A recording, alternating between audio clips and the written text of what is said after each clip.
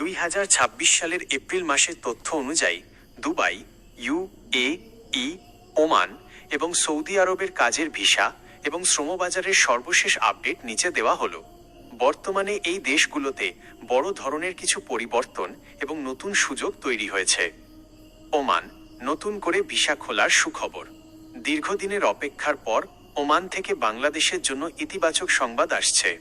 Visa চালুর সম্ভাবনা। Oman সরকার 2024 সাল থেকে অদক্ষ এবং আধা দক্ষ কর্মীদের জন্য ভিসা স্থগিত রেখেছিল।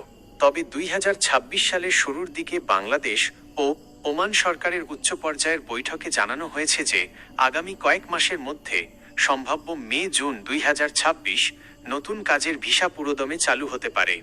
অবৈধদের বৈধতা। বর্তমানে ওমানে থাকা অনথিভুক্ত কর্মীদের কোনো জরিমানা ছাড়াই বৈধ হওয়ার সুযোগ দেওয়া হচ্ছে।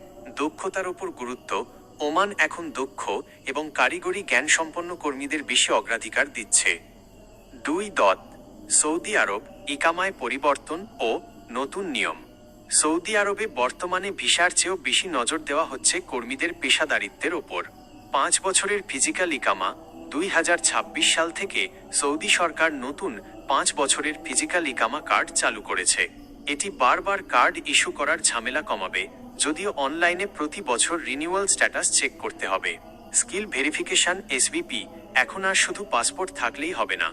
কারিগরি পেশার যেমন ইলেকট্রিশিয়ান, প্লাম্বার, এসি মেকানিক ক্ষেত্রে বিশেষ দক্ষতা পরীক্ষা দেওয়া বাধ্যতামূলক করা হয়েছে। কাজের সুযোগ। রিয়াদ এবং নিয়ম। NEOM মেগা প্রজেক্টের কারণে কনস্ট্রাকশন এবং লজিস্টিক খাতে বিশাল কর্মসংস্থান তৈরি হয়েছে। 3. দুবাই, UAE, সুযোগ ও কড়াকড়ি। দুবাই তথা আরব আমিরাতে বর্তমানে হাই স্কিল্ড বা দক্ষ কর্মীদের জয় জয়কার। Visa scrutiny. সাধারণ পর্যটন বা ভিজিট ভিসা থেকে কাজ খোঁজার ক্ষেত্রে এখন অনেক বেশি কড়াকড়ি করা হচ্ছে। তবে ইঞ্জিনিয়ারিং, IT, কনস্ট্রাকশন এবং স্বাস্থ্যসেবা, নার্সিং, মেডিকেল খাতে কাজের সুযোগ অনেক বেড়েছে। গ্যালাক্সি ভিসা ও গোল্ডেন ভিসা দক্ষ পেশাজীবীদের জন্য দীর্ঘমেয়াদী থাকার সুবিধা আরও সহজ করা হয়েছে।